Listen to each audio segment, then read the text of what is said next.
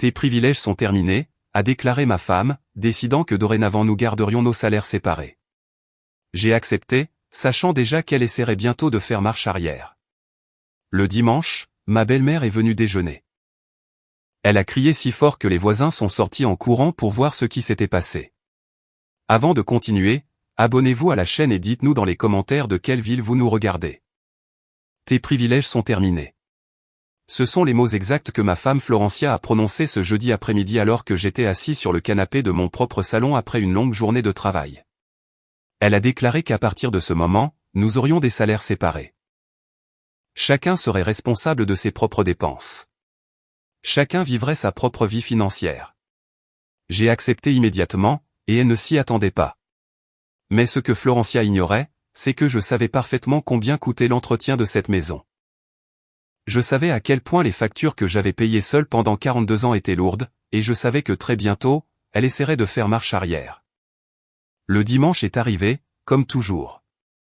Ma belle-mère Carmen devait venir déjeuner avec nous, comme c'était notre habitude depuis tant d'années. Mais quand elle est entrée dans la cuisine ce jour-là, elle a crié si fort que même les voisins sont sortis de chez eux pour voir ce qui se passait, car ce qu'elle y a trouvé a tout changé. Mais j'anticipe. Laissez-moi vous raconter depuis le début comment nous en sommes arrivés là. C'est l'histoire d'un homme qui a tout donné et qui a fini par être traité comme s'il ne valait rien, et comment j'ai décidé, pour la première fois de ma vie, d'arrêter de porter un poids qui n'aurait jamais dû être le mien seul. Je m'appelle Ignacio Kira. J'ai 69 ans. Toute ma vie, j'ai été un homme de parole. Je travaille depuis l'âge de 14 ans. J'ai construit ma maison de mes propres mains et j'ai subvenu aux besoins de ma famille avec dignité.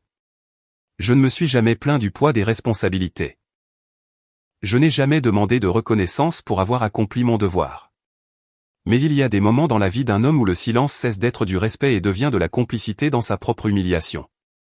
Ce jeudi après-midi-là, quand Florencia est entrée dans le salon, j'ai su que quelque chose avait changé en elle. Nous étions mariés depuis 42 ans. 42 ans pendant lesquels j'étais parti travailler chaque matin. J'avais ramené l'argent à la maison. J'avais payé chaque facture, chaque médicament, chaque caprice. Et pendant toutes ces années, elle avait géré cet argent comme s'il lui appartenait de droit divin. Florencia s'est assise en face de moi, les bras croisés. Elle avait ce regard qu'elle utilisait quand elle pensait être sur le point de gagner une dispute qui n'avait même pas encore commencé. Je lisais le journal.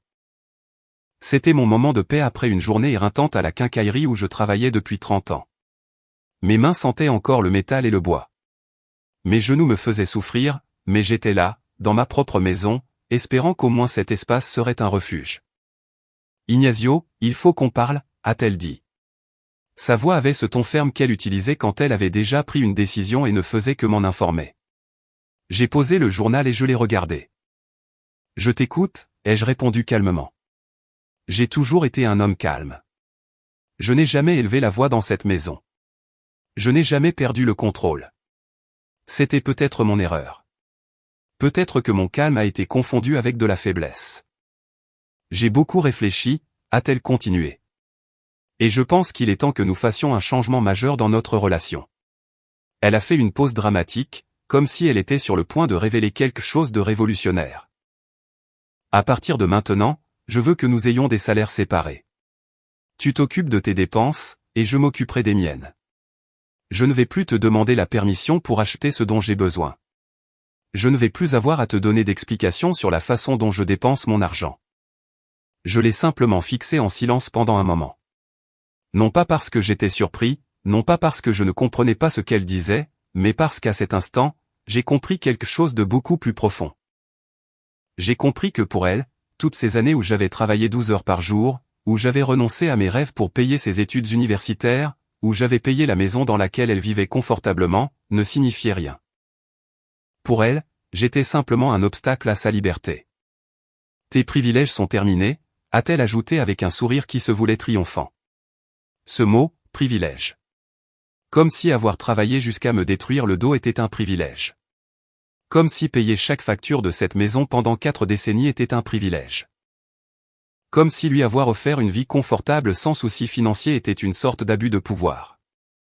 Très bien, ai-je simplement répondu. Elle a cligné des yeux. Son sourire a vacillé pendant une seconde. Très bien, juste comme ça? Juste comme ça, ai-je répété calmement. Si tu veux des salaires séparés, nous aurons des salaires séparés. À partir de demain, chacun s'occupe de ses propres affaires. Florencia m'a regardé comme si elle s'attendait à une dispute, comme si elle avait préparé des arguments pour une bataille qui n'allait pas avoir lieu, mais j'ai simplement hoché la tête. J'ai repris mon journal et j'ai continué à lire. Elle s'est levée du canapé avec une certaine confusion et est allée dans la cuisine. Je suis resté là, apparemment calme. Mais à l'intérieur, quelque chose avait définitivement changé. Parce que pendant 42 ans, j'avais été l'homme qui supportait tout. Celui qui payait l'hypothèque, qui achetait les courses, qui couvrait les factures d'électricité, d'eau, de gaz, de téléphone, d'internet, la mutuelle, l'assurance de la voiture, les réparations de la maison, les vêtements, les cadeaux pour sa famille, les déjeuners du dimanche avec sa mère. Tout. Absolument tout.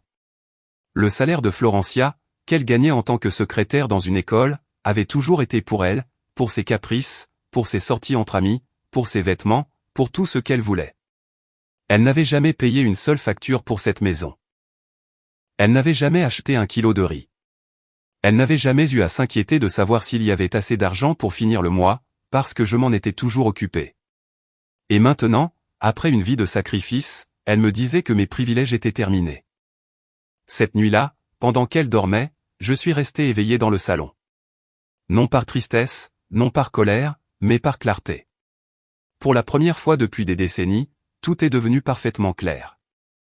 Je n'allais pas supplier. Je n'allais pas donner d'explication. Je n'allais pas essayer de lui faire comprendre la valeur de ce que j'avais toujours fait.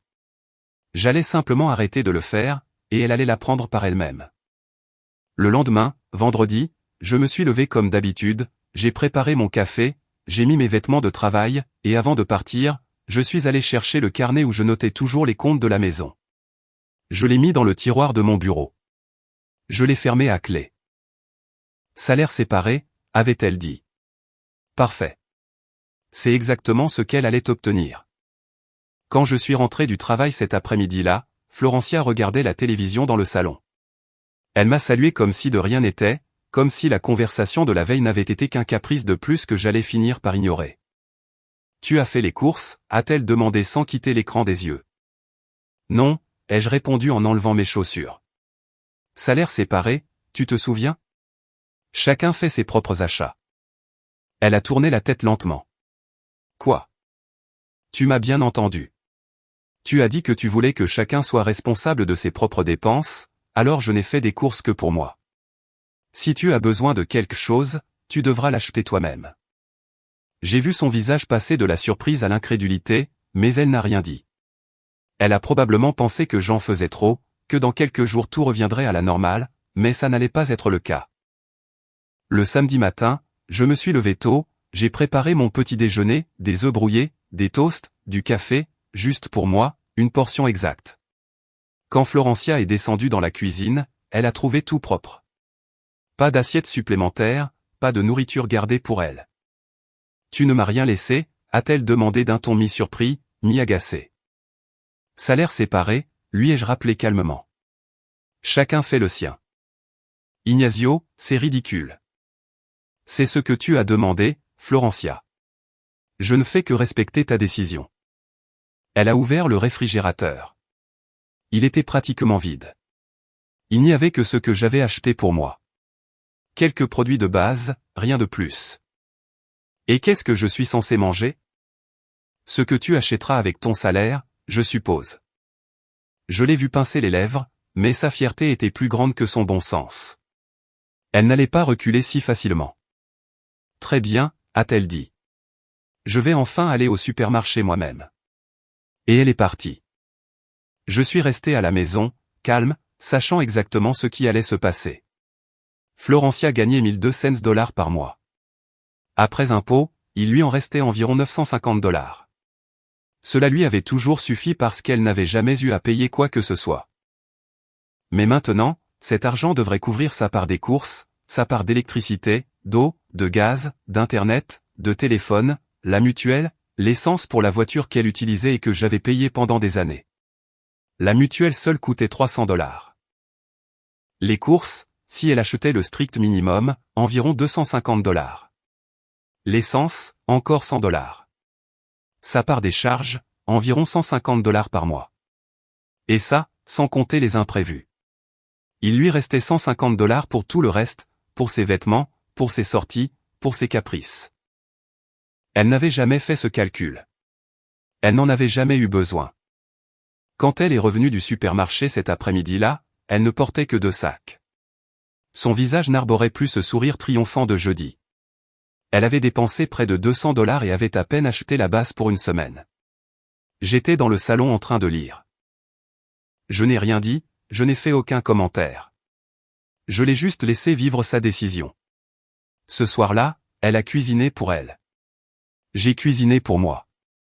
Nous avons mangé en silence, chacun dans son propre monde. Et ainsi s'est passé le samedi. Le dimanche s'est levé avec cette douce lumière que j'avais toujours aimée. Mais ce jour-là, cette lumière a apporté autre chose avec elle. Elle a apporté le moment de vérité. Parce que ce dimanche, comme tous les dimanches depuis plus de 20 ans, ma belle-mère Carmen viendrait chez nous pour le déjeuner. Et ce déjeuner allait être très différent. Les dimanches chez nous avaient toujours été sacrés. Depuis notre mariage, Florencia avait instauré cette tradition. Chaque dimanche, sa mère, Carmen, venait déjeuner avec nous. Et chaque dimanche pendant plus de 20 ans, j'avais payé pour ses déjeuners. Ce n'était pas de simples repas. Carmen s'attendait à un festin, poulet rôti, salades élaborées, desserts, vin. Tout devait être parfait, et tout était toujours sorti de ma poche. Je ne m'en étais jamais plaint. Cela faisait partie du maintien de la paix dans la famille. Cela faisait partie du fait d'être un bon mari, un bon gendre, ou du moins c'est ce que je pensais devoir être. Mais ce dimanche allait être différent. Je me suis levé tôt, comme toujours. J'ai préparé mon café, mon petit déjeuner, des œufs, des toasts, un peu de fruits, juste pour moi, la quantité exacte dont j'avais besoin. Florencia est descendue 1 heure plus tard. Elle avait des cernes sous les yeux. Elle n'avait pas bien dormi.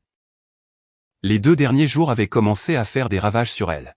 « Bonjour », ai-je dit calmement. Elle a à peine répondu, est allée directement dans la cuisine et a ouvert le réfrigérateur. Je l'ai observée depuis le salon. J'ai vu son expression changer quand elle a vu ce qu'il y avait à l'intérieur. Presque rien. J'avais acheté seulement mes affaires.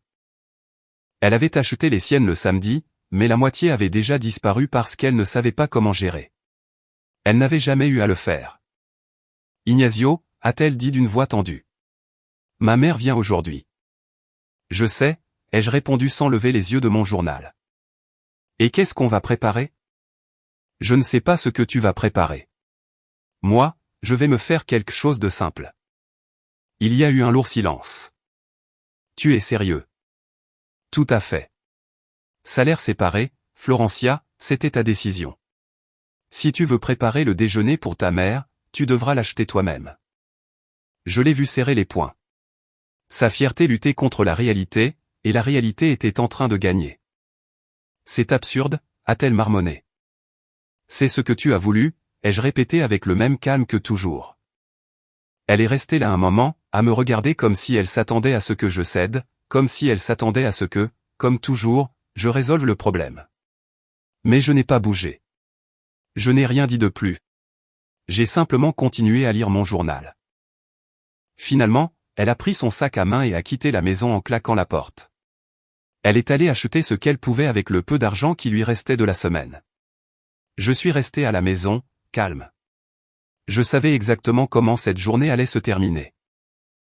J'y avais pensé tout le week-end et j'étais préparé. Carmen est arrivée à midi pile, comme toujours.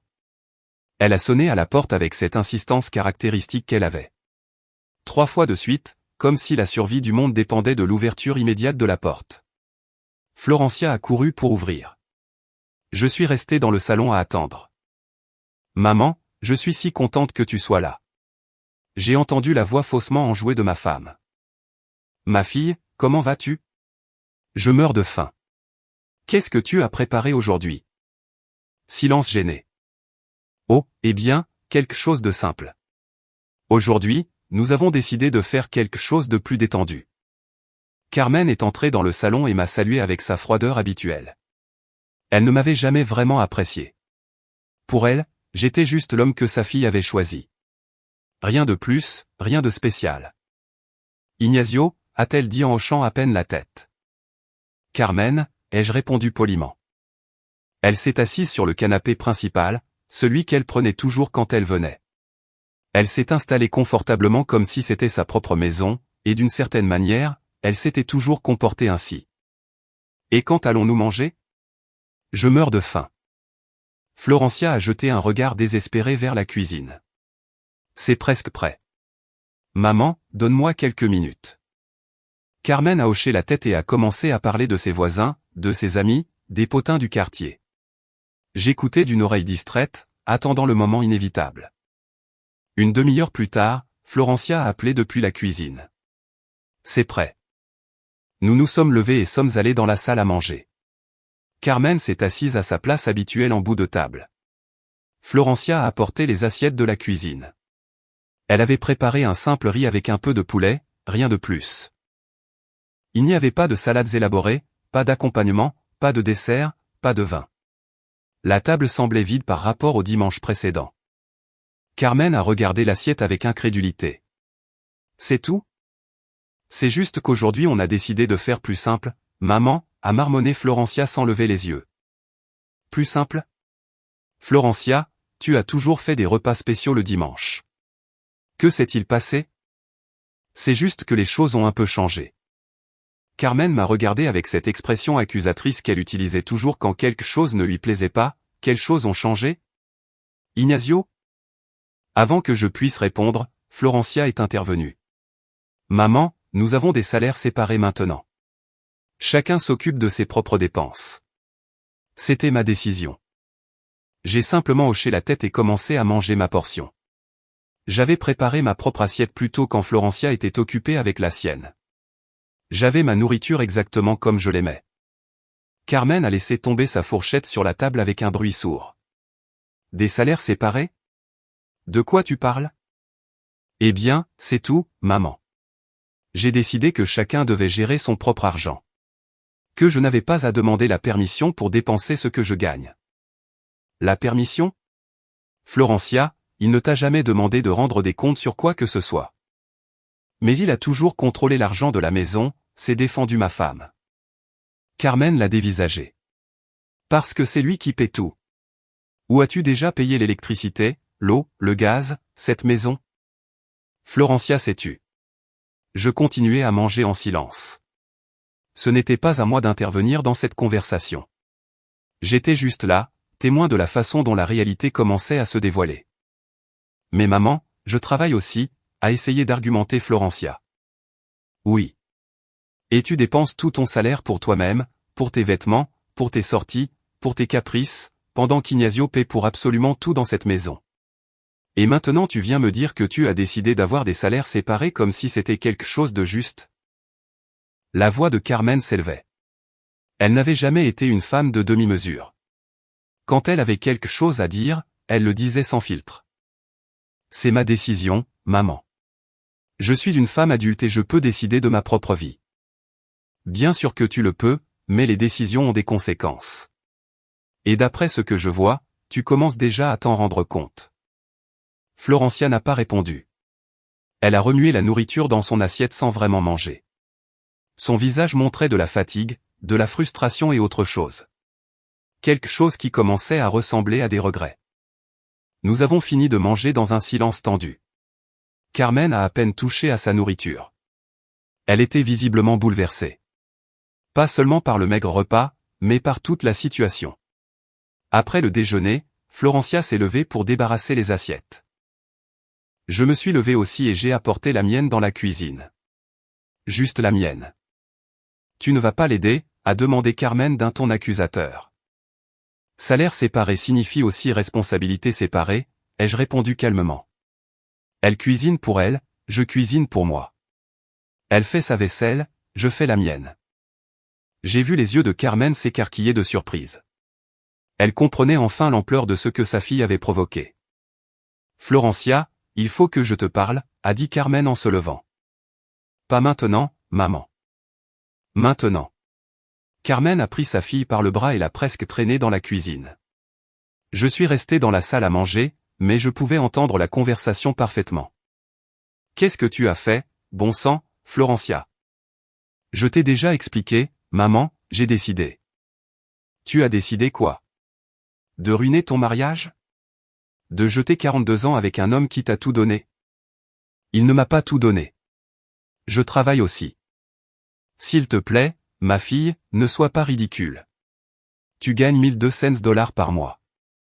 Cette maison coûte $2000 par mois en hypothèque. Les charges, encore $300. Les courses, environ $500. La mutuelle, $600 pour vous deux. D'où crois-tu que tout cela vient? Silence. Ignazio gagne $3000 par mois en travaillant à cette quincaillerie, en se cassant le dos. Et chaque centime de cet argent a servi à entretenir cette maison et à t'offrir une vie confortable. Pendant que toi, tu dépensais tout ton salaire pour des bêtises. Ce ne sont pas des bêtises, a marmonné Florencia. Ah non? Alors qu'est-ce que c'est? Les 10 sacs à main que tu as dans ton placard sont un investissement? Les chaussures que tu portes une fois sont des produits de première nécessité? Maman, s'il te plaît. Non, Florencia. Il est temps que tu entendes la vérité. Tu as été ingrate et maintenant tu paies les conséquences de ta stupide fierté. Je suis resté assis dans la salle à manger à écouter chacune de ces phrases. Je ne ressentais pas de satisfaction. Je ne ressentais pas de vengeance. Je ressentais juste une profonde tristesse pour le temps perdu. Pour les années où mes efforts avaient été invisibles. Carmen est revenue dans le salon. Elle m'a regardé avec une expression que je n'avais jamais vue chez elle auparavant, quelque chose qui s'apparentait à du respect. Ignazio, je suis désolé pour tout ça. Tu n'as pas à t'excuser, Carmen. Chacun prend ses propres décisions. Je sais, mais j'ai mieux élevé ma fille que ça. Ou du moins, c'est ce que je croyais. Elle a pris son sac à main et s'est dirigée vers la porte. Avant de partir, elle s'est tournée vers la cuisine où Florencia se trouvait encore, probablement en train de pleurer. Florencia, quand tu seras prête à mettre ta fierté de côté et à reconnaître la valeur de ce que tu as. J'espère qu'il ne sera pas trop tard. Et elle est partie. La porte s'est fermée. Le silence est tombé sur la maison. Je suis resté assis dans la salle à manger, regardant par la fenêtre. Le soleil de l'après-midi entrait doucement, illuminant les particules de poussière qui flottaient dans l'air. Cela avait été un dimanche très différent, et tout le monde le savait. Le silence qui est resté après le départ de Carmen était différent de tous les autres silences qui avaient existé dans cette maison. Ce n'était pas le silence confortable de deux personnes partageant un espace. Ce n'était pas le silence naturel de la fin d'un dimanche. C'était le lourd silence des vérités qui ont enfin éclaté au grand jour et que personne ne sait comment gérer. Je suis resté assis dans la salle à manger pendant encore quelques minutes. Je pouvais entendre les bruits étouffés venant de la cuisine. Florencia faisait la vaisselle lentement, comme si chaque mouvement lui coûtait un effort énorme. Je me suis levé et suis allé dans le salon. J'ai pris mon livre, celui que je lisais ces dernières semaines, et je me suis assis dans mon fauteuil, ce même fauteuil où j'avais passé tant d'après-midi après le travail, ce même endroit où j'avais reposé mes os fatigués pendant tant d'années. Florencia est sortie de la cuisine une demi-heure plus tard. Ses yeux étaient rouges. Elle avait pleuré, mais son expression montrait toujours cet entêtement qui la caractérisait, cette fierté qui l'empêchait d'admettre quand elle avait tort. Elle m'a regardé depuis l'encadrement de la porte. J'ai levé les yeux de mon livre. « As-tu besoin de quelque chose ?» ai-je demandé calmement. Elle a secoué la tête et a monté les escaliers vers notre chambre. Je l'ai entendu fermer la porte. Pas avec force. Elle l'a simplement fermée, et je me suis replongé dans ma lecture. Cette nuit-là, nous avons dormi dans le même lit que d'habitude, mais séparés par un gouffre qui semblait s'agrandir à chaque heure qui passait. Elle s'est couchée en me tournant le dos. J'ai fait de même. Il n'y a eu aucun mot, aucune réconciliation. Juste deux personnes dans le même espace vivant des réalités complètement différentes. Le lundi est arrivé avec sa routine habituelle. Je me suis levé à 5h30 du matin, j'ai pris une douche, je me suis habillé, j'ai préparé mon petit déjeuner, du café, des toasts, un simple œuf. Florencia dormait encore quand j'ai quitté la maison. Ou du moins, elle faisait semblant. Je ne faisais plus la différence. Je suis arrivé à la quincaillerie à 7 heures pile. J'y travaillais depuis 30 ans. 30 ans à soulever des boîtes, à aider les clients, à organiser l'inventaire. Mon dos me rappelait chacune de ces années chaque matin en me levant. Bonjour, Don Ignacio, m'a salué Gonzalo, le jeune homme qui travaillait au rayon peinture. Bonjour, Gonzalo. Comment s'est passé ton week-end? Intéressant, ai-je répondu avec un léger sourire. Très intéressant. Il n'a pas posé d'autres questions. Gonzalo était un bon gamin. Il savait quand laisser couler. La journée s'est déroulée comme n'importe quelle autre journée de travail.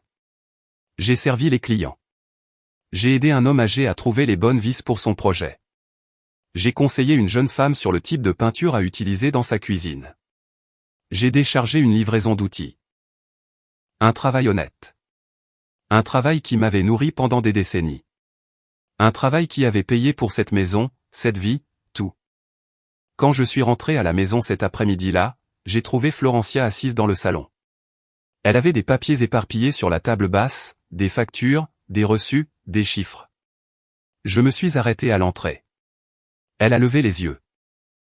Son visage montrait de l'épuisement, de la confusion et autre chose. Quelque chose qui commençait à ressembler à de la panique. Ignacio, il faut qu'on parle, a-t-elle dit d'une voix tremblante. Nous avons déjà parlé jeudi, ai-je répondu en enlevant mes chaussures. Salaire séparé, tu te souviens? Oui, mais je ne savais pas. Je ne m'en étais pas rendu compte. De quoi ne t'étais-tu pas rendu compte? Elle a pointé les papiers du doigt. De combien tout coûte? La facture d'électricité est arrivée aujourd'hui, $120, et l'eau $80. Et il nous reste encore le gaz, le téléphone, Internet. Sa voix s'est un peu brisée. Je ne peux pas payer, Ignacio. Avec mon salaire, je ne peux pas me permettre de payer tout ça, plus les courses et l'essence. Et elle a fait une pause, attendant que je dise quelque chose, que je résolve les problèmes comme je l'avais toujours fait. Mais j'ai simplement hoché la tête. C'est dur quand on doit payer ses propres dépenses, n'est-ce pas? Elle m'a regardé avec des yeux implorants. Pourrais-tu m'aider, juste ce mois-ci, le temps que je m'organise mieux? J'ai secoué la tête doucement. Tu voulais des salaires séparés, Florencia. Tu as dit que mes privilèges étaient terminés. Que tu voulais être indépendante. Eh bien, maintenant tu le es. Tu dois apprendre à gérer avec ce que tu gagnes. Mais je ne savais pas. Maintenant tu sais, les jeux interrompus. Et c'est une bonne chose. Maintenant tu sais exactement combien j'ai payé toutes ces années. Maintenant tu sais exactement ce que signifie entretenir cette maison. J'ai vu des larmes commencer à se former dans ses yeux, mais sa fierté était toujours plus forte. Très bien, a-t-elle marmonné. Je me débrouillerai toute seule. Bien sûr que tu le feras, ai-je répondu. Tu as toujours été une femme capable. Je suis monté dans la chambre pour me changer. Quand je suis redescendu, elle était toujours là, regardant ses papiers comme s'il s'agissait d'un casse-tête impossible à résoudre. Cette nuit-là, chacun a préparé son propre dîner. Je me suis fait un blanc de poulet avec des légumes. Elle s'est fait un sandwich, un simple sandwich, parce qu'il ne lui restait plus grand-chose dans sa partie du frigo. Nous avons mangé en silence, chacun dans son propre monde, chacun assimilant cette nouvelle réalité. Les jours suivants ont été une répétition de la même chose. Je me levais, travaillais, rentrais à la maison, vivais ma vie. Elle vivait la sienne. Deux personnes partageant un espace, mais vivant des vies complètement séparées. J'ai vu la fatigue s'accumuler sur son visage. Les cernes sous ses yeux se sont creusées. Ses vêtements ont commencé à paraître moins soignés. Elle n'avait plus d'argent pour aller chez le coiffeur comme avant. Elle ne pouvait plus sortir avec ses amis pour ses déjeuners coûteux. Tout l'argent qu'elle gagnait devait maintenant aller à des choses auxquelles elle n'avait même pas pensé auparavant. La nourriture, les factures, l'essence, les besoins fondamentaux. Le jeudi de cette semaine-là, la facture d'Internet et de téléphone est arrivée. $110. Elle l'a ouverte à la table de la salle à manger. Je l'ai vue faire des calculs sur un bout de papier, additionnant, soustrayant, additionnant à nouveau. Finalement, elle a posé le crayon et s'est couvert le visage de ses mains. Je suis passé devant elle en allant vers la cuisine. Je n'ai rien dit. Je l'ai juste laissé vivre les conséquences de sa décision. Cette nuit-là, je l'ai entendu au téléphone avec sa mère. Elle était dans la chambre, mais sa voix passait à travers la porte. Maman, je ne sais pas quoi faire. Je n'ai pas assez d'argent. J'ai déjà dû annuler mon abonnement à la salle de sport. Je ne peux plus acheter les choses que j'aime. Chaque jour se résume à compter les centimes et à chercher comment payer les factures. Il y a eu un silence pendant que Carmen parlait à l'autre bout. Je sais, maman. Je sais.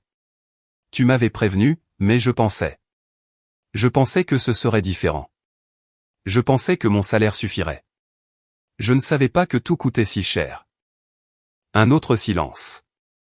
Non, je ne lui ai pas demandé de revenir à la situation d'avant. Je ne peux pas. Pas après tout ce que j'ai dit.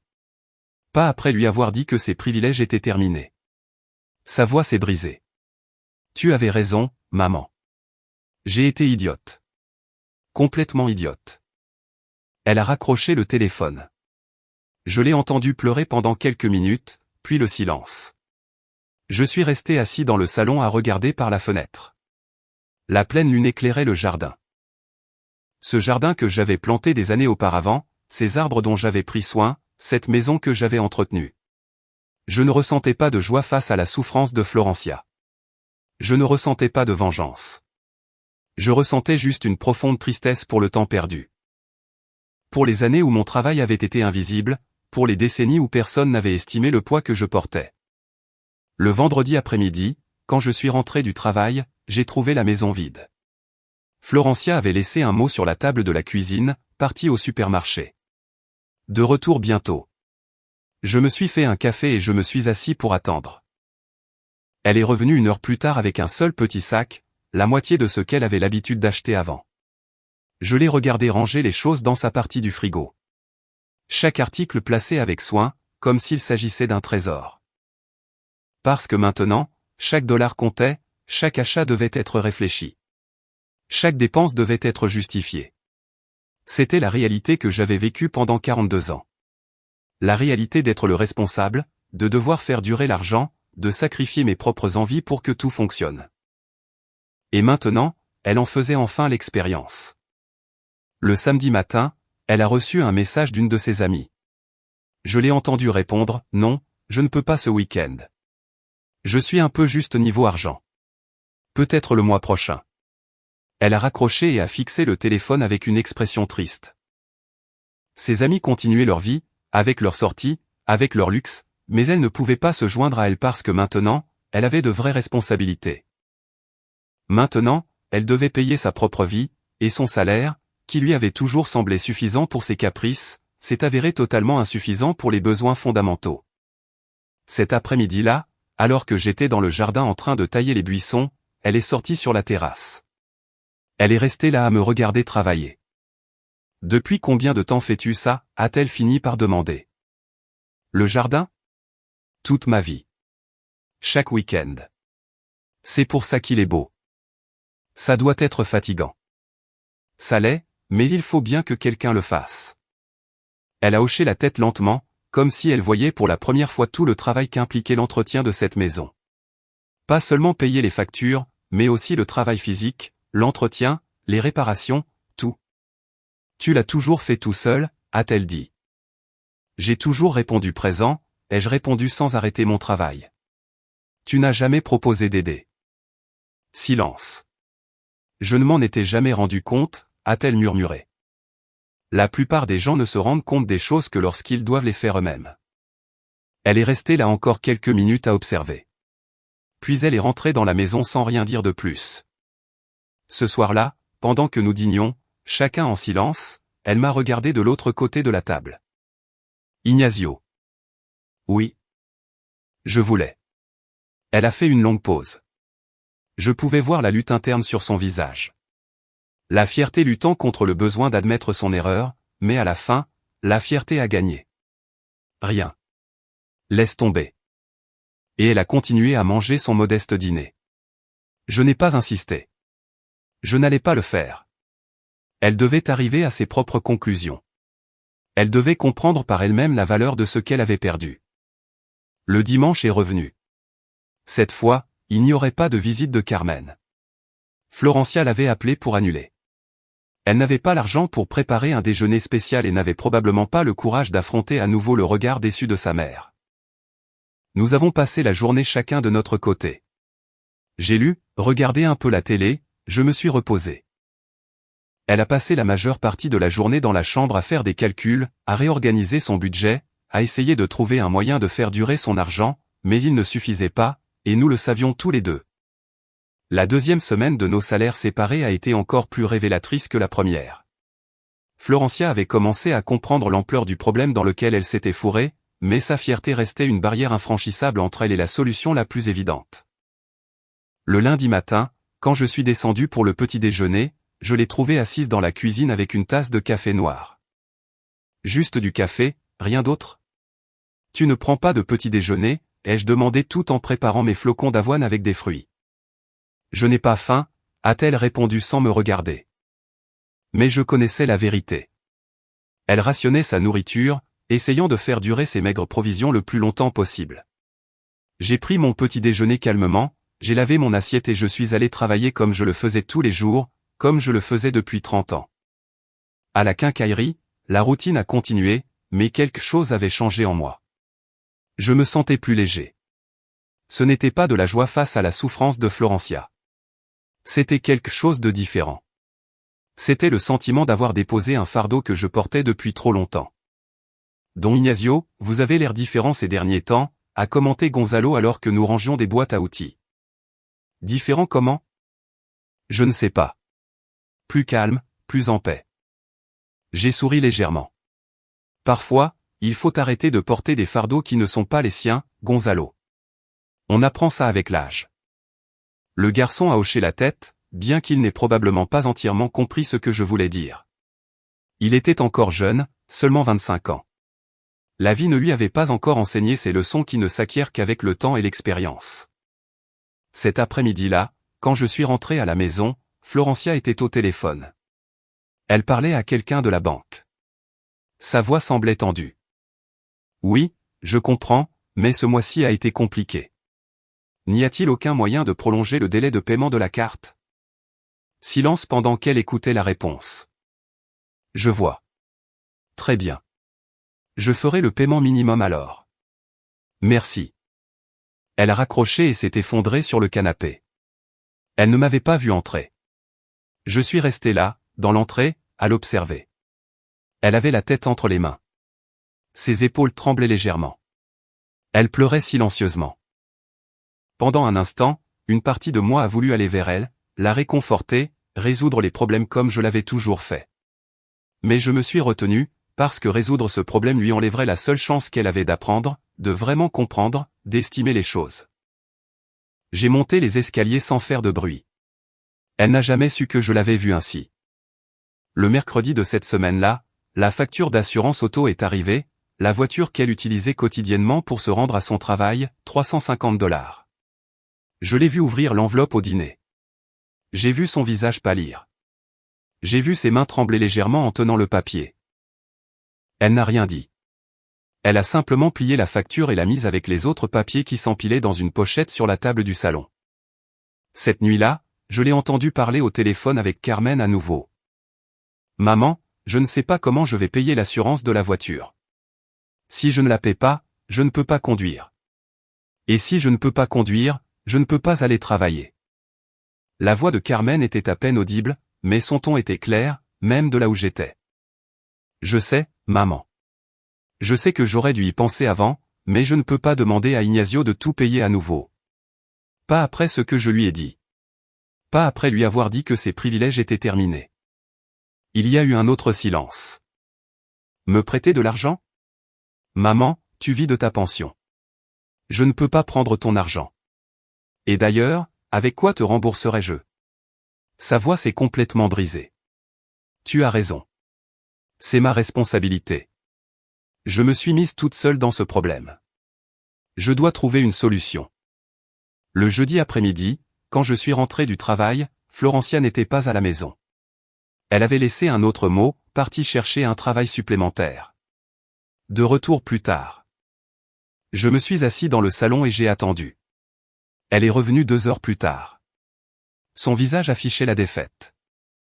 Comment ça s'est passé, ai-je demandé. Elle s'est laissée tomber sur le canapé. Tous les emplois à temps partiel paient très peu, et les horaires se chevauchent avec mon travail à l'école. Je ne sais pas comment je vais m'en sortir, Ignacio. C'était la première fois en 2 semaines qu'elle me parlait avec une telle vulnérabilité, sans défense, sans fierté. Tu as dit que tu voulais être indépendante, ai-je répondu calmement. L'indépendance s'accompagne de responsabilités, de décisions difficiles, de sacrifices. Je sais, a-t-elle marmonné. Je le sais maintenant. Elle s'est levée et est allée dans la chambre. Je l'ai entendue fermer la porte doucement. Le vendredi, la facture de la mutuelle est arrivée. 300 $, ça part. Ce soir-là, elle n'a rien mangé pour le dîner. Elle a dit qu'elle n'avait pas faim, mais je savais qu'elle économisait le moindre centime possible. J'ai préparé mon dîner, un bon morceau de steak avec des pommes de terre rôties. J'ai mangé calmement tout en lisant mon livre. Elle était dans la chambre, probablement en train de faire des mathématiques à nouveau, essayant de trouver une solution mathématique à un problème qui allait bien au-delà des chiffres. Le samedi matin, un bruit dans la cuisine m'a réveillé. Je suis descendu et j'ai trouvé Florencia en train d'inspecter mon côté du frigo. Elle s'est figée quand elle m'a vu, comme si je l'avais surprise en train de faire quelque chose de mal. Je regardais juste. Elle n'a pas fini sa phrase. « Tu as faim ?» ai-je demandé. Elle a hoché la tête lentement, les yeux pleins de larmes. Il ne me reste presque rien, et il y a encore 5 jours avant que je sois payé. Pour la première fois en 2 semaines, j'ai vu une véritable capitulation dans ses yeux. J'ai pris une grande inspiration. Tu peux prendre du pain et te faire un sandwich. Mais après ça, Florencia, il faut que tu comprennes quelque chose de très important. Elle m'a regardé, dans l'attente. Ce que tu vis en ce moment. Ce qui te semble impossible à gérer. C'est ce que j'ai fait tout seul pendant 42 ans. Pendant que tu dépensais tout ton salaire pour toi-même, j'étais ici à jongler avec les factures, à sacrifier mes propres envies, à m'assurer que tout fonctionnait. Des larmes ont commencé à couler sur ses joues. Et quand tu as décidé que tu voulais des salaires séparés, quand tu m'as dit que mes privilèges étaient terminés, ce que tu as vraiment fait, c'est m'enlever la chance de rester invisible. Tu m'as donné l'opportunité de te montrer exactement le poids que je portais. Ignacio, Je n'ai pas encore fini, les jeux interrompus doucement mais fermement. Tu as eu 2 semaines pour comprendre ce que signifie subvenir aux besoins d'une vie, et tu commences à peine à réaliser que j'ai fait ça pendant des décennies sans me plaindre, sans demander de reconnaissance, simplement parce que c'était ma responsabilité. Je suis désolé, a-t-elle murmuré. Je suis tellement désolé. J'ai hoché la tête lentement. Fais-toi ton sandwich, et ensuite il faudra que nous ayons une conversation très sérieuse sur l'avenir. Elle a pris le pain de ses mains tremblantes et s'est préparé un simple sandwich.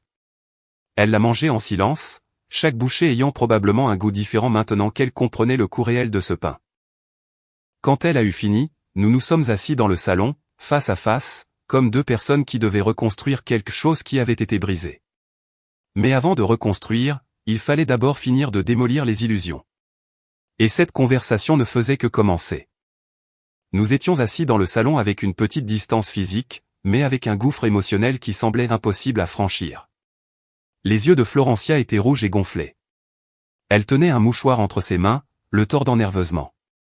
J'étais calme, j'attendais. J'avais attendu 42 ans pour ce moment. Quelques minutes de plus ne feraient aucune différence. Je ne sais pas par où commencer, a-t-elle fini par dire d'une voix brisée. Commence par le début, ai-je répondu. Commence par m'expliquer ce qui t'a poussé à prendre cette décision. Elle a pris une grande inspiration. Mes amis. Elle me disait toujours que j'étais bête de ne pas gérer mon propre argent, que tu contrôlais tout, que je devais être plus indépendante, plus moderne. J'ai fait une pause, assimilant ce que je venais d'entendre. Tes amis? Les mêmes qui sont mariés à des hommes qui gagnent moins que toi, les mêmes qui vivent sur des cartes de crédit et qui sont endettés jusqu'au cou? Florencia a baissé les yeux. Je ne le voyais pas comme ça. J'entendais juste dire qu'elles géraient leur propre argent, et je me suis senti. Je ne sais pas, démodé, comme si je venais d'une autre époque. Je m'en suis remis au dossier de mon canapé, la regardant intensément. Et il ne t'est jamais venu à l'esprit de te demander pourquoi je gérais l'argent du foyer? Ce n'était pas du contrôle, Florencia. C'était de la responsabilité. Il fallait bien que quelqu'un s'assure que les factures étaient payées, qu'il y avait de la nourriture. Que le toit au-dessus de nos têtes était assuré. Je le sais maintenant, a-t-elle murmuré. Tu le sais? Le sais-tu vraiment? Parce que le dire et le comprendre sont deux choses très différentes. Elle a levé les yeux, des larmes coulant sur ses joues. J'ai passé les 2 pires semaines de ma vie, Ignacio. Chaque nuit, je m'endors en pensant à la façon dont je vais payer les factures du lendemain. Chaque matin. Je me réveille avec la boule au ventre.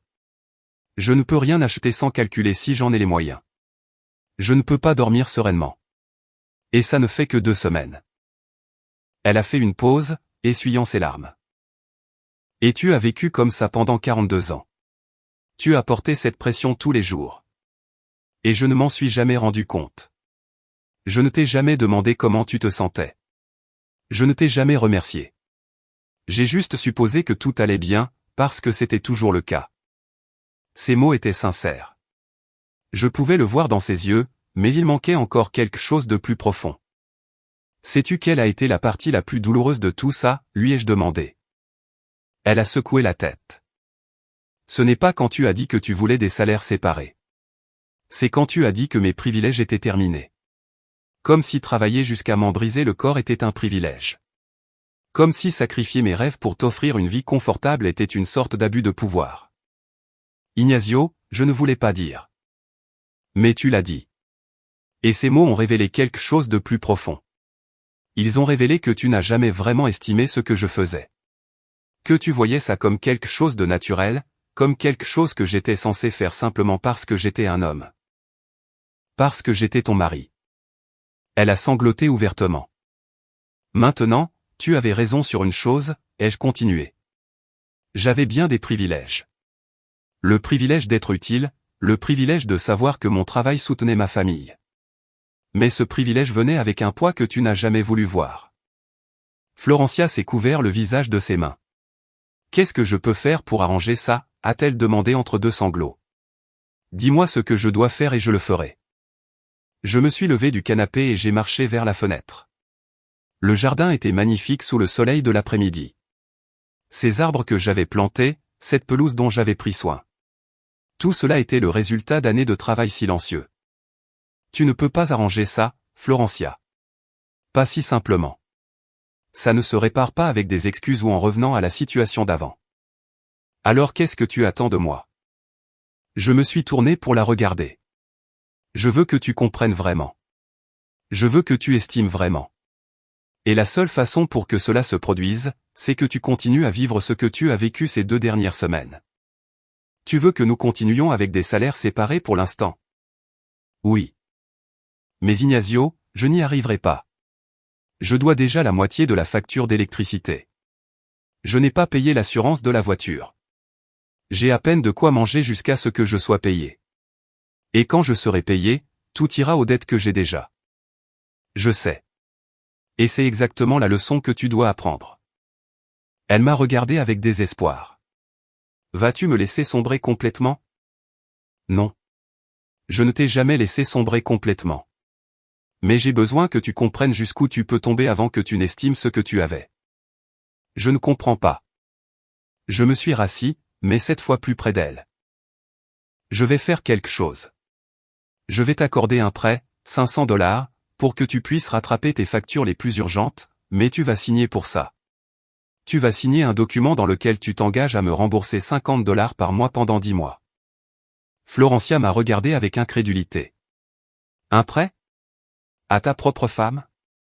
Oui, parce que tu dois comprendre que l'argent n'apparaît pas par magie, que chaque dollar doit être gagné, géré et remboursé à l'échéance. Tu as vécu 42 ans sans comprendre ça. Il est temps que tu l'apprennes. Elle a hoché la tête lentement. Très bien. Je signerai. Je ferai ce qu'il faut. Je me suis levé et je suis allé à mon bureau. J'ai pris une feuille de papier et j'ai rédigé les conditions du prêt, date, montant, conditions de paiement, tout était clair et précis. Je suis revenu dans le salon et je lui ai tendu le papier avec un stylo. Lis-le. Assure-toi de comprendre ce que tu signes. Elle a pris le papier de ses mains tremblantes et l'a lu attentivement. Quand elle a eu fini, elle a signé en bas d'une main tremblante. Merci, a-t-elle murmuré. Ne me remercie pas encore. Cela ne résout rien à long terme. Ça te donne juste un répit. Le vrai travail ne fait que commencer. Quel travail? Le travail de reconstruire le respect dans ce mariage. Le travail d'apprendre à estimer ce que tu as. Le travail de comprendre qu'une relation ne se résume pas à l'amour. C'est aussi une question de responsabilité partagée, d'appréciation mutuelle et de reconnaissance des efforts de l'autre. Florencia a hoché la tête en essuyant ses larmes. Je veux faire ce travail, Ignacio. Je le veux vraiment. On verra, ai-je répondu. Les mots sont faciles. Ce sont les actes qui comptent vraiment. Je me suis levé et je suis allé dans ma chambre. J'ai pris $500 en espèces sur mes économies personnelles et je les lui ai donnés. Utilise-les sagement. C'est le seul prêt que tu obtiendras de moi. Elle a pris l'argent comme s'il s'agissait du trésor le plus précieux au monde. Je le ferai. Je te promets que je le ferai. Cet après-midi-là, Florencia est sortie pour payer ses factures les plus urgentes, la facture d'électricité, une partie de l'assurance auto. Elle a acheté quelques provisions de base. À son retour, elle semblait un peu moins accablée. Mais la tension était toujours là, car maintenant, elle avait une nouvelle responsabilité. Maintenant, elle me devait de l'argent. Et chaque mois, elle devrait trouver ses $50 pour me payer. Ce soir-là, pendant le dîner, elle m'a posé une question à laquelle je ne m'attendais pas. Je peux te demander quelque chose? Bien sûr. Pendant toutes ces années, as-tu déjà eu envie de tout quitter? As-tu déjà eu envie de simplement partir et de ne plus porter tout ce poids? Il y a eu un long silence. Oui, ai-je répondu honnêtement. Il y a eu des moments où j'ai pensé à tout quitter. Des moments où l'épuisement était si grand que je ne savais pas si je pouvais faire un pas de plus. Mais je ne l'ai pas fait. Pourquoi pas? Parce que j'avais pris un engagement. Parce que je t'ai épousé pour la vie. Et parce que, malgré tout, j'ai toujours gardé l'espoir qu'un jour tu me verrais vraiment, qu'un jour tu estimerais ce que je faisais. Elle a fermé les yeux, comme si chaque mot était un rappel douloureux de tout ce qu'elle avait perdu à cause de sa fierté. Penses-tu qu'il est encore temps, a-t-elle demandé d'une voix à peine audible. Penses-tu que je peux regagner ton respect? Je l'ai regardé droit dans les yeux. Cela dépend entièrement de toi, Florencia. Cela dépend si tu tires vraiment les leçons de tout ça, ou si tu attends juste que tout redevienne normal pour oublier cette leçon. Je ne l'oublierai pas, a-t-elle promis. Je n'oublierai jamais ces 2 semaines. Je l'espère, ai-je répondu. Parce que si tu oublies cette fois, je partirai pour de bon. Les jours qui ont suivi le prêt ont été différents. Il y avait quelque chose de différent dans l'atmosphère de la maison. Ce n'était pas une réconciliation complète, mais ce n'était pas non plus la tension insupportable des premières semaines. Florencia avait commencé à changer, subtilement d'abord. De petites choses que je remarquais mais que je ne commentais pas. Le lundi matin, en descendant pour le petit déjeuner, j'ai trouvé la cuisine propre. Pas seulement sa partie, toute la cuisine. Elle préparait son café quand elle m'a vu entrer. Bonjour, a-t-elle dit d'une voix douce. Bonjour, ai-je répondu. Il y avait quelque chose dans sa posture. Elle n'était plus cette femme fière et sur la défensive d'il y a 3 semaines. Il y avait de l'humilité dans ses mouvements, de la fatigue sur son visage, mais aussi de la détermination. J'ai préparé mon petit déjeuner comme d'habitude. Elle est restée là à m'observer en silence. Quand j'ai fini de manger et laver mon assiette, elle m'a parlé. Ignacio, hier je faisais un plan, un vrai budget avec toutes mes dépenses notées. Je me suis arrêté et je l'ai regardé. Et je me suis rendu compte de quelque chose. Si je réduis certaines dépenses inutiles, si j'apporte mon déjeuner au travail au lieu d'acheter à l'extérieur, si j'arrête d'utiliser la voiture pour de courtes distances et que je marche davantage, je peux économiser environ $100 par mois. J'ai hoché la tête lentement. C'est bien. Ce n'est pas beaucoup, a-t-elle continué. Mais avec ça, je peux te payer les $50 pour le prêt et économiser quelque chose pour les urgences. Comment fais-tu? Pour la première fois depuis des semaines, j'ai vu un aperçu de la femme intelligente que j'avais épousée. Pas la femme gâtée qu'elle avait été pendant des décennies, mais la femme capable qui avait toujours été là, cachée sous des couches de confort. C'est un bon plan, ai-je dit sincèrement. La discipline financière est essentielle. Elle a hoché la tête, tenant son café à deux mains. Je veux te demander la permission pour quelque chose.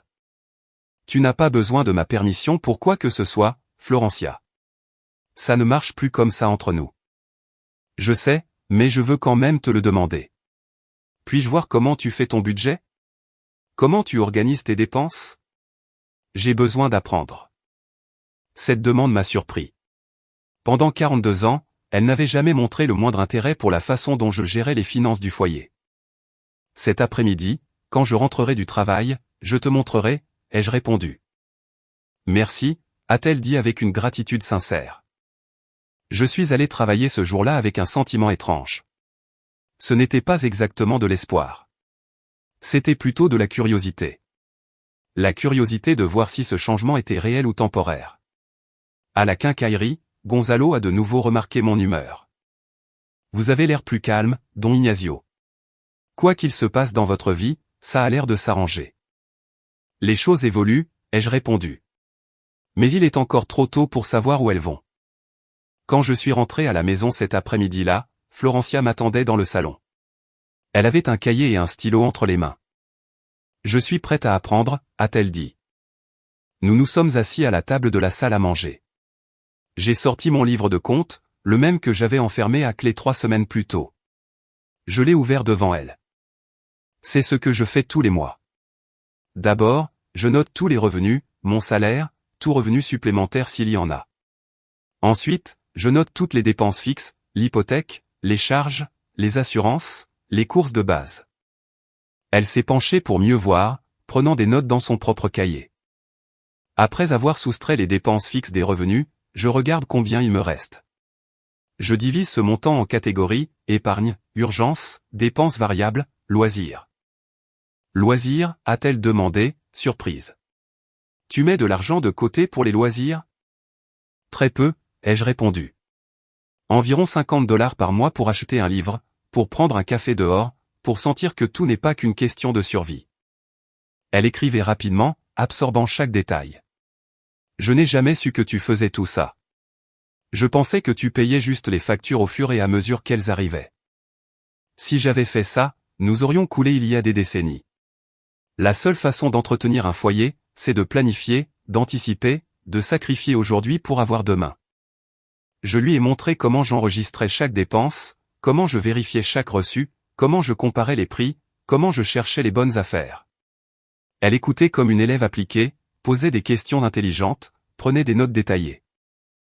Nous avons passé presque 2 heures à cette table. Quand nous avons eu fini, Florencia a fermé son cahier et m'a regardé, les yeux pleins d'émotion. J'ai été stupide pendant 42 ans, a-t-elle dit d'une voix brisée. Tout ce travail, toute cette planification, tous ces efforts. Je n'ai jamais posé de questions. Je ne m'y suis jamais intéressé.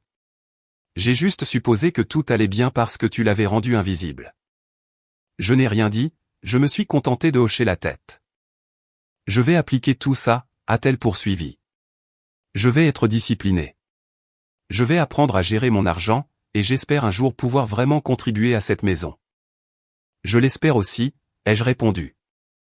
Ce soir-là, chacun s'est préparé son dîner, comme c'était la routine depuis 3 semaines. Mais quelque chose était différent. Elle n'avait plus l'air rancunière.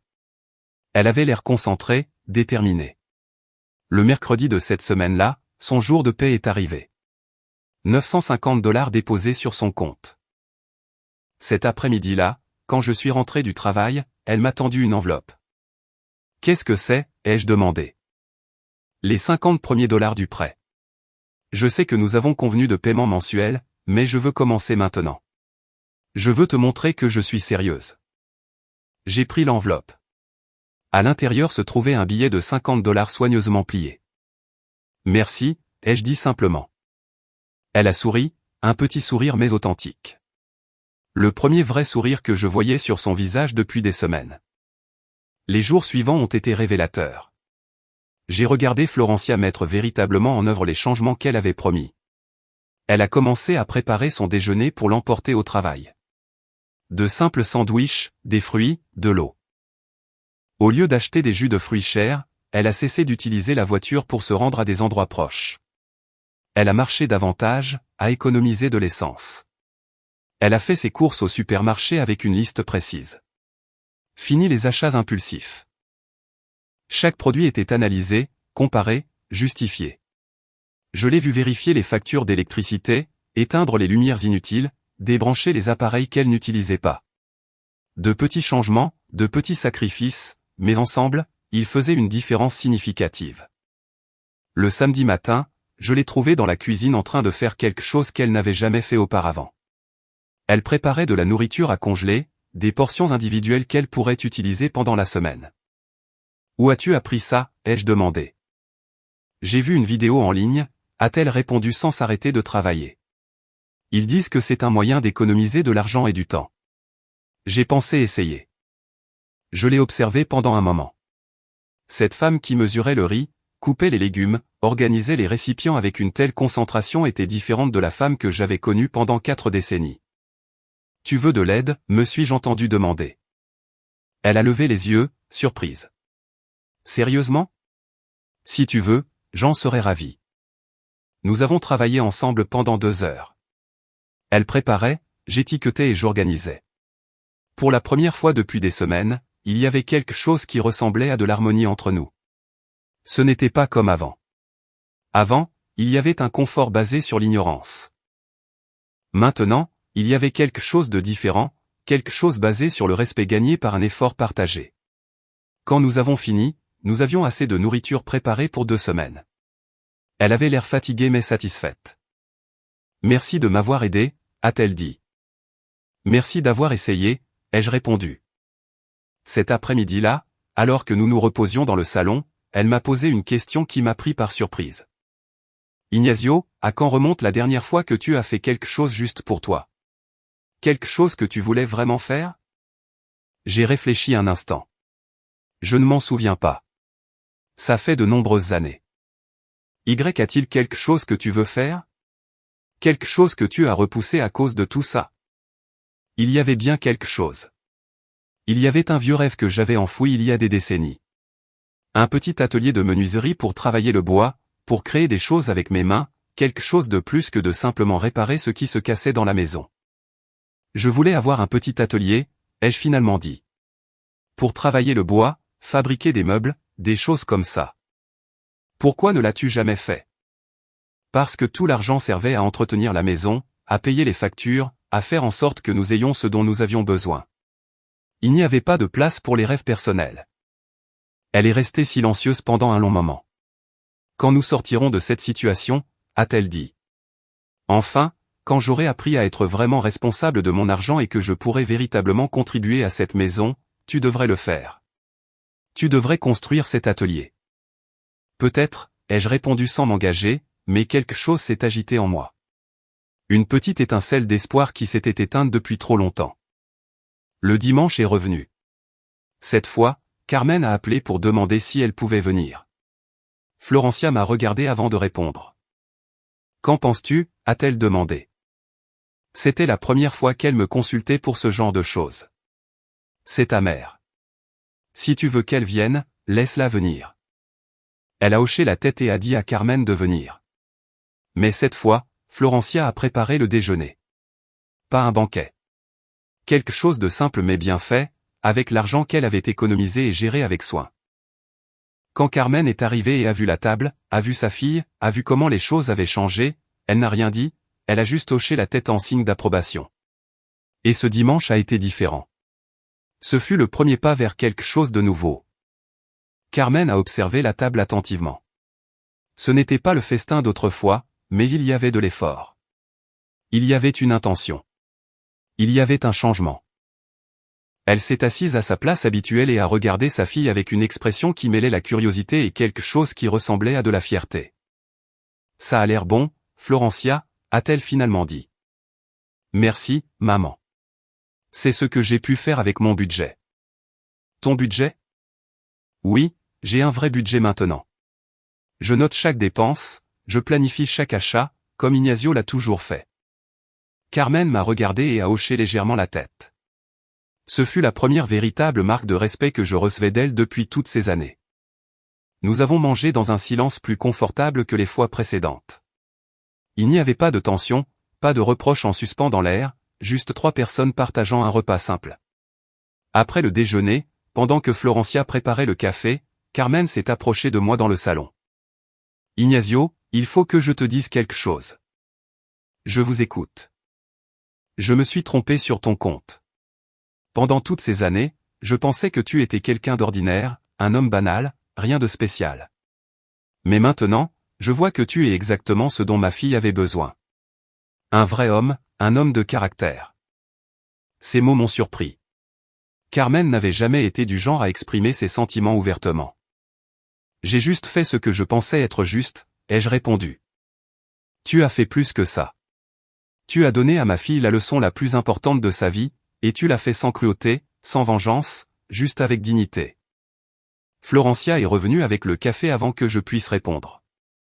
Nous nous sommes assis tous les 3 dans le salon et, pour la première fois depuis des décennies, nous avons eu une vraie conversation. Pas de masque, pas de faux semblants. Carmen est partie en fin d'après-midi avec des adieux différents. Elle a longuement serré sa fille dans ses bras, puis, à ma grande surprise, elle m'a tendu la main. « Prends soin de ma fille, Ignacio. Mais prends aussi soin de toi.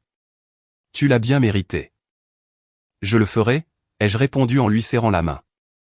Quand elle est partie, Florencia et moi sommes restés dans le salon. Le silence n'était plus gênant. Il était propice à la réflexion. Elle a été la première à parler. « Les choses changent, n'est-ce pas ? » ?»« Oui, elles changent. Penses-tu que nous pourrons un jour redevenir une vraie équipe ? » ?»« Pas comme avant. Quelque chose de mieux. » Je l'ai regardé directement. « Ça dépend si ces changements sont permanents ou temporaires. Ça dépend si tu as vraiment appris ou si tu attends juste que tout passe. » J'ai appris, Ignacio. Je te le promets, j'ai appris ce que signifie porter de vraies responsabilités. J'ai appris la valeur de l'argent. J'ai appris à apprécier ce que tu as fait pendant toutes ces années.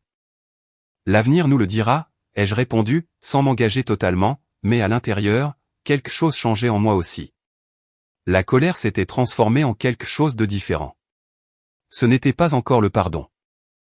C'était plus de la compréhension, la réalisation que nous avions tous les deux été enfermés dans des schémas qu'aucun de nous ne remettait en question. Cette nuit-là, avant de dormir, Florencia m'a demandé quelque chose d'inattendu. « Est-ce que je peux dormir plus près de toi ? Pas pour. Tu sais, juste pour avoir l'impression qu'on n'est pas si loin l'un de l'autre. » J'ai hoché la tête en silence. Elle s'est rapprochée lentement, ne laissant que quelques centimètres entre nous. Nous ne nous sommes pas touchés, mais la distance n'était plus un gouffre. La 4e semaine de nos salaires séparés a apporté des changements plus visibles. Florencia avait perdu du poids, pas de façon malsaine. Elle avait simplement arrêté de manger par anxiété ou par ennui. Maintenant, chaque repas avait un but. Chaque bouchée était consciente. Ses vêtements, bien que les mêmes que d'habitude, avaient l'air différents sur elle. Il y avait moins de vanité et plus de pragmatisme dans sa façon de s'habiller. Un mardi après-midi, elle est rentrée avec une nouvelle. J'ai parlé avec la directrice de l'école. J'ai demandé s'il y avait une possibilité de prendre des heures supplémentaires, des cours de soutien après les heures normales, et elle a dit oui, 3 heures supplémentaires par semaine. Ce n'est pas beaucoup, mais c'est $200 de plus par mois. Je me suis assis sur le canapé, assimilant ce que je venais d'entendre. Tu es sûr?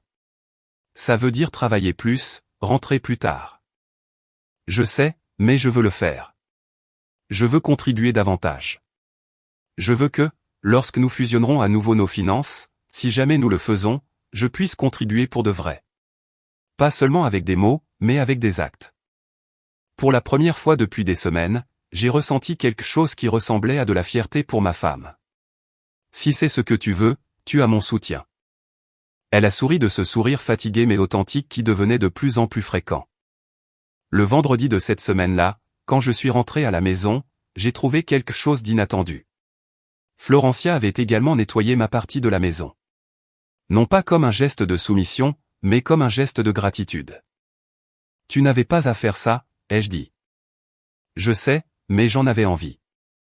Je voulais te montrer que je commence à comprendre ce que signifie prendre soin d'un foyer.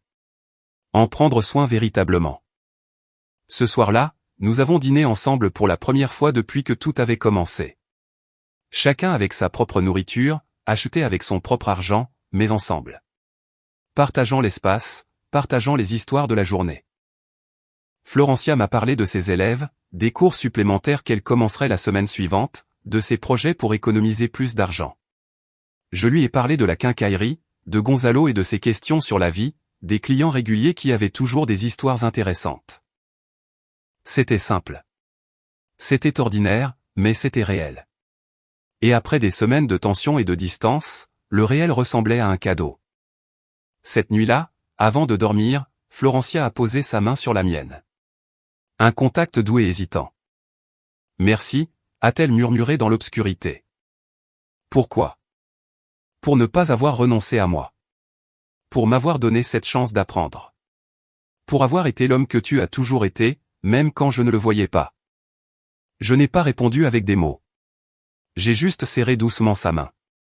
Et cette nuit-là, pour la première fois depuis un mois, nous avons dormi proches l'un de l'autre. Pas comme avant, mieux qu'avant, car maintenant il y avait de la compréhension là où il n'y avait auparavant que de l'habitude. Le chemin était encore long. La confiance ne se reconstruit pas en un mois.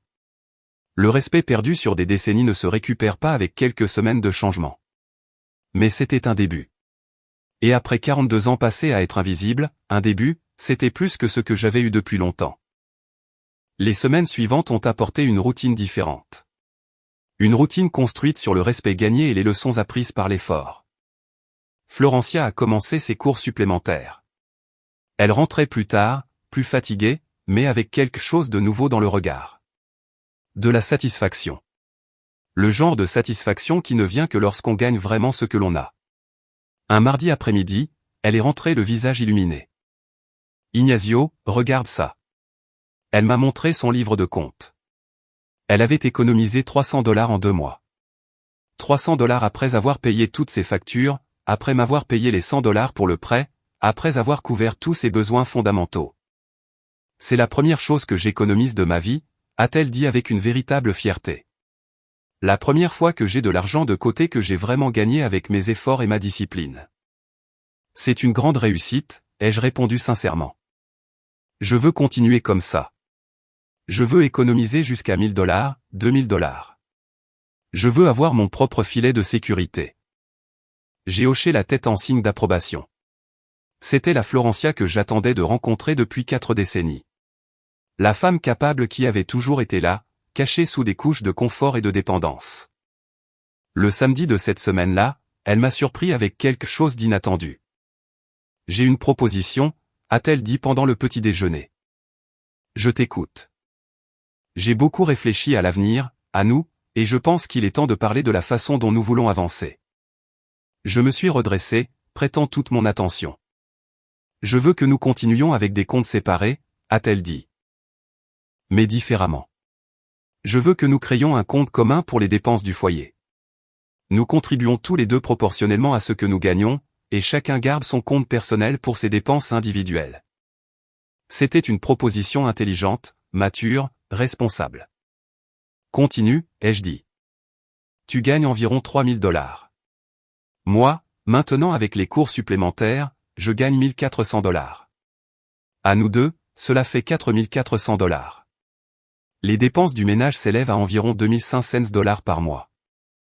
Elle avait fait ses devoirs. Elle connaissait les chiffres exacts. Elle les avait étudiés. Elle les avait compris. La proportionnalité signifierait que tu contribues à hauteur de 68% et moi de 32%. Cela représenterait $1700 de ta part et $800 de la mienne pour le compte commun.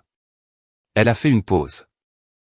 Cela te laisserait $1300 pour toi, pour tes économies, pour tes projets personnels, pour cet atelier que tu veux construire un jour. Et cela me laisserait $600 pour mes affaires, pour continuer à économiser pour les urgences. Je l'ai regardé en silence pendant un long moment. Cette proposition montrait quelque chose de fondamental. Elle montrait qu'elle comprenait enfin le concept de véritable équité. Non pas une égalité aveugle, mais une équité basée sur les capacités et les responsabilités. C'est une bonne proposition, ai-je finalement dit. Mais j'ai une condition. Laquelle ? Je veux que tu continues à me payer les 50 $ mensuels pour le prêt jusqu'à ce qu'il soit terminé. Non pas parce que j'ai besoin de cet argent, mais parce que tu dois aller au bout de cet engagement. Tu dois te prouver à toi-même que tu peux honorer une dette jusqu'à la fin. Elle a hoché la tête sans hésiter. Bien sûr. Nous avons déjà payé 150. Il reste 350. Encore 7 mois et je paierai la totalité. Alors j'accepte ta proposition, mais avec une période d'essai de 3 mois. Si ça marche, on continue. Sinon, on réévalue. Cela me semble juste, a-t-elle dit en tendant la main. Nous nous sommes serrés la main comme deux partenaires concluant un accord commercial, mais nous étions bien plus que cela. Nous étions deux personnes reconstruisant un mariage depuis ses fondations. Cet après-midi-là, nous sommes allés à la banque ensemble, nous avons ouvert le compte commun, fait les dépôts initiaux. Tout était officiel, tout était clair. En sortant de la banque, Florencia a pris mon bras. Un geste simple qu'elle n'avait pas fait depuis des mois. Merci de m'avoir donné cette opportunité, a-t-elle dit. Tu l'as mérité, ai-je répondu. Chaque centime de cette nouvelle opportunité, tu l'as mérité par tes efforts. Les semaines qui ont suivi ont été les meilleures que nous ayons eues depuis des années. Peut-être les meilleures de tout notre mariage, car maintenant, nous n'étions plus ensemble par habitude. Nous étions ensemble par choix, par respect mutuel, par appréciation sincère. Florencia a continué ses cours supplémentaires. J'ai continué mon travail à la quincaillerie, mais maintenant, quand nous rentrions à la maison, nous partagions les fardeaux. Elle cuisinait certains jours, je cuisinais d'autres jours. Nous nettoyions ensemble, nous planifions ensemble. Les dimanches avec Carmen sont devenus plus fréquents et plus agréables. Ce n'étaient plus des démonstrations d'abondance. C'étaient de véritables réunions de famille où chacun apportait quelque chose. Un dimanche, Carmen a apporté le dessert. Florencia avait préparé le plat principal avec l'argent du compte commun. J'ai acheté le vin avec mon argent personnel. C'était une véritable collaboration. Après le déjeuner, Carmen m'a parlé en privé à nouveau. Ma fille est une femme différente maintenant, a-t-elle dit. Une femme meilleure, et c'est grâce à toi. C'est grâce à elle-même, ai-je répondu. Je lui ai juste montré la réalité. Elle a décidé d'y faire face et de grandir. Tu es un homme bon, Ignacio. Bien plus que je ne l'ai jamais reconnu. Le passé appartient au passé, Carmen. Ce qui est important, c'est le présent et l'avenir. Elle a hoché la tête et est retournée dans le salon où Florencia débarrassait les assiettes. Cette nuit-là, allongée dans le lit, Florencia m'a enlacé. Une vraie étreinte, pas hésitante, pas timide, ferme et chaleureuse. Je t'aime, a-t-elle murmuré d'une manière dont elle n'avait jamais aimé auparavant. Parce que maintenant, je sais vraiment ce que tu vaux. Je t'aime aussi, ai-je répondu. Et je suis heureux que nous puissions enfin construire quelque chose de vrai. Tu sais ce qui est le plus triste, a-t-elle demandé. Quoi? Que nous ayons dû en arriver là pour vraiment nous trouver? Que nous ayons gaspillé tant d'années dans une relation superficielle alors que nous aurions pu avoir ça dès le début? On ne peut pas changer le passé, ai-je dit. On ne peut que construire un avenir meilleur. Alors construisons-le ensemble, pour de vrai, ensemble. Et cette nuit-là, après des mois de distance, nous ne faisions plus qu'un à nouveau, mais d'une manière complètement nouvelle, avec du respect, de l'appréciation, un amour véritable basé sur une compréhension profonde. Le mois suivant, Florencia m'a tendu une autre enveloppe avec 50 $. Elle avait déjà payé 250 $, il lui en restait 250, soit 5 mois. Mais quelque chose me disait que lorsqu'elle finirait de rembourser ce prêt, ce ne serait pas la fin de quelque chose. Ce serait le début de tout le reste. 6 mois après ce jeudi après-midi où Florencia avait déclaré qu'elle voulait des salaires séparés, notre vie avait complètement changé. Ce n'était pas le même mariage. C'était quelque chose de mieux, quelque chose construit sur des bases solides de respect mutuel et de responsabilité partagée. Un samedi après-midi, Florencia est rentrée à la maison avec un sourire qui illuminait son visage. Ignacio, viens. J'ai quelque chose pour toi. Je l'ai suivie dans le salon. Sur la table se trouvait une grande enveloppe. Ouvre-la, a-t-elle dit avec une excitation à peine contenue. À l'intérieur se trouvait 500 $ en espèces, la totalité du prêt. Elle avait payé les 5 dernières mensualités en avance. J'ai fini de te rembourser, a-t-elle dit. Chaque centime que je te devais. Et tu sais ce qui est le mieux? Il me reste encore des économies après ça, parce que j'ai vraiment appris à gérer mon argent. Je l'ai regardé avec une véritable fierté. Je savais que tu y arriverais. Mais ce n'est pas tout, a-t-elle poursuivi.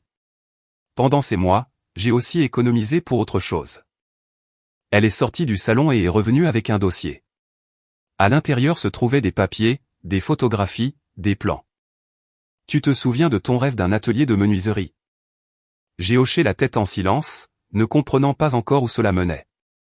J'ai fait des recherches, j'ai examiné des options, et j'ai trouvé un petit espace que nous pouvons aménager. C'est un cabanon au fond du jardin que nous n'utilisons jamais. Nous pouvons le transformer en ton atelier. Elle m'a montré le plan qu'elle avait dessiné, les outils de base dont j'aurais besoin, le budget approximatif. Avec ce que j'ai économisé, je peux couvrir la moitié. Et si tu le souhaites, nous pouvons prendre sur le compte commun pour le reste, en tant qu'investissement familial. Parce que ce n'est pas seulement ton rêve, c'est notre projet. Les mots sont restés coincés dans ma gorge. Pendant 42 ans, j'avais sacrifié tous mes rêves personnels pour entretenir le foyer. Et maintenant, ma femme m'offrait la chance de récupérer quelque chose que je croyais perdu à jamais. Je ne sais pas quoi dire, ai-je finalement bredouillé. Dis oui. Dis que tu vas construire cet atelier. Que tu vas fabriquer ces magnifiques meubles que tu as toujours voulu faire. Que tu vas avoir quelque chose qui est juste à toi. Une larme a coulé sur ma joue. Une seule larme pour toutes ces années de silence, pour toutes ces décennies d'invisibilité, pour tous les efforts qui étaient enfin reconnus. Oui, ai-je dit. Je vais le faire. Florencia m'a serré fort dans ses bras. Et dans cette étreinte, il y avait tout ce que les mots ne pouvaient exprimer. Gratitude, amour, respect, admiration. Les mois suivants, nous avons travaillé ensemble sur l'atelier.